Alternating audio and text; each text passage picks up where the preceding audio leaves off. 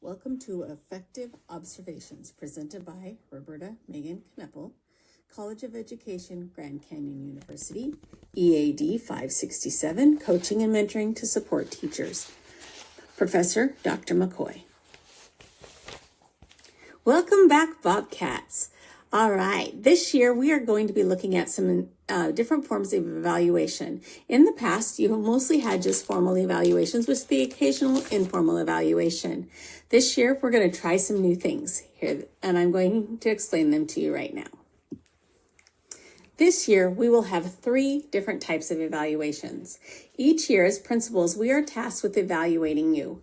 For seasoned teachers and those with over 3 years in the district, only one formal evaluation is required.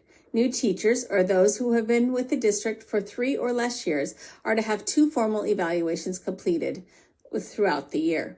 These evaluations follow a standard format with little room for collaborative work within the evaluation process due to the nature of the evaluations. These have been the same evaluations used year after year. However, at this time, please know that our district is reevaluating the current programs used to assess teachers and staff and is in search of new systems which better align with the district goals for rigor and WICR. This year, your formal evaluations will be much like last year. They will be scheduled at least 2 weeks before the evaluation takes place. For new teachers, your first evaluation will be held between late September and early November. This will allow you time to establish your classroom management and build your routines. 2 to 3 days before the observation, you will be asked to submit your lesson plans. At this time, we will meet and you will have time to share any background information on the lessons and how it aligns with the curriculum or state standards. Post-evaluations will then take place within 2 days, if not hopefully sooner. During this time, we will utilize our reflective questioning practices to evaluate the lesson and establish goals for your second evaluation later in the year. Your second evaluation will be scheduled following winter break and before late March.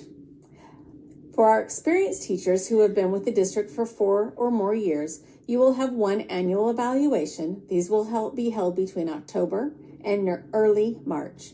The format will be the same as for new teachers. However, we will ask that you send us your personal goals by early October following the Galileo testing and your team planning. These goals need to have a present levels as a baseline for academics, but they may also include goals for student engagement, personalized learning, collaboration, or any other goal you wish to set for yourself and for your students. Unlike our formal evaluations, teachers can expect to have monthly or bi-monthly formal evaluations. These evaluations will follow a basic tally sheet of evidence-based strategies such as students raising their hands, encouragement by the teachers for student participation, the use of collaborative opportunities, student engagement, students sharing information beyond the initial questions, and more. The objective of our informal evaluations is to provide an opportunity for self-reflection, review your instructional practices, and reflect on student engagement, including opportunities for engagement and collaboration. The strategies checklist that we were providing will allow for this reflection and ways to further engage students in their own learning. Following the checks, a list of reflective questions will be offered to allow you time for self-reflection, and then a short post-evaluation will take place within 24 hours, unless of course it's on a Friday, so that we can hear your feedback and any suggestions for what you would like to see in your next informal evaluation. So in that process, I, as the Dean of Students or one of our principals, will come in with a clipboard and the checklist. We'll be looking for specific things such as rigor and WICR, the coastal levels, think, pair, share, or whatever strategies you asked, and then we'll meet with you to follow up on that data. Our walk-through evaluations are potentially the most impactful and stress-free observations for both you as the teachers and us as administrators. As administrators, these types of observations allow us the opportunity to get back in the classroom and cultivate relationships with the students. With our daily presence in the classroom, at arrival, during lunches, and outside at recess, students can begin to see that we care about their learning and that we are there to support them and you. This also gives us the chance to show them our fun side in a variety of ways, but also allows us to address any negative behaviors immediately and demonstrate that we support you as teachers and hold the students to the highest expectations for learning and their behavior. So with our walkthroughs, our objectives is, as I said, to provide a snapshot of student engagement and the opportunity for self-reflection, to view your instructional practices and strategies, whatever you've asked us to look at.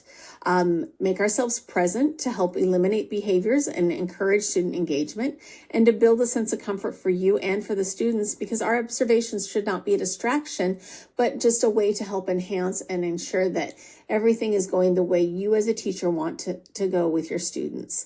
So in that process, we'll be coming in, taking a look at things. We might look at students, see how we can help redirect them. Maybe we'll sit and read with them. We're there to provide you support when you need to. And really, our goal is to point out all of the awesome, wonderful things you do. Because for you guys, this should be something you look forward to. This is a time for collaboration and building our school's culture. We will meet with you before each walkthrough begins and discuss what it is you want us to be looking for. This could be instructional strategies, questioning techniques, classroom interactions, or anything else that you value or would like us to help share reflections on in the future. Walkthrough observations will be short, lasting no longer than maybe 10 to 15 minutes. And during this time, we will only look for the areas in which you as the teacher have discussed with us during the pre-walkthrough briefing. Then after the observation, we will meet with you to reflect on the areas you requested. These post-observation meetings will be guided and by structured reflective questioning, such as what did you learn from listening to your students, or how could you leverage technology to make some stations work better? These are all guiding questions that will allow you to make constructive reflection. While these walkthrough observations will be planned, there will be times when we will simply walk through the classroom to spend time getting to know you as a teacher and your students, making ourselves present and responding to any concerns or disruptions to your learning environment by students, and we will aid in developing a strong sense of support and it also allows us to connect with students, providing timely feedback for you and improving our school's overall culture and climate.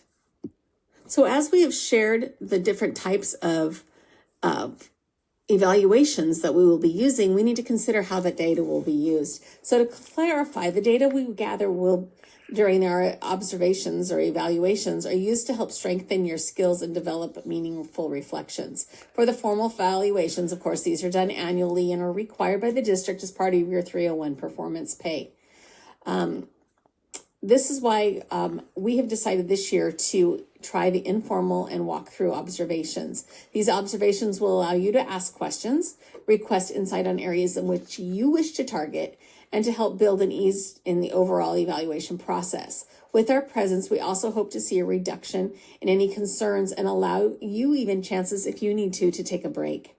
By working together to develop exceptional teaching and classroom environments through the use of productive reflection, goal setting, and increased presence by us administrators, we are developing a school in which everyone is supported and valued for their unique talents and creative ideas. By working together, we are laying the foundation to be the best school in the district, the one where every teacher wants to work, every parent wants their child to attend, and where every child feels heard, respected, and valued.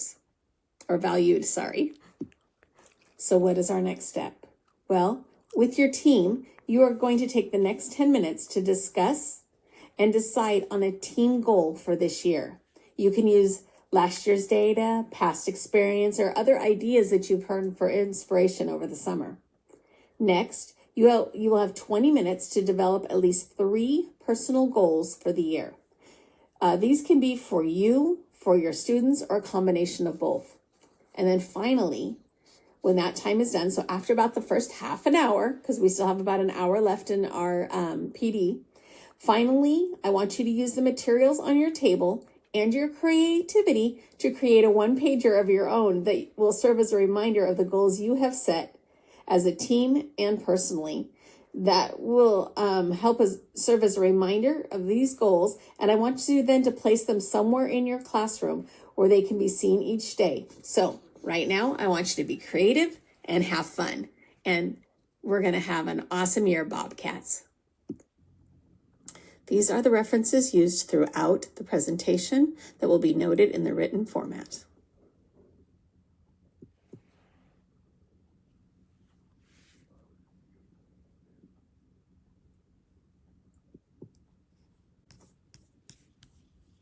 Thank you.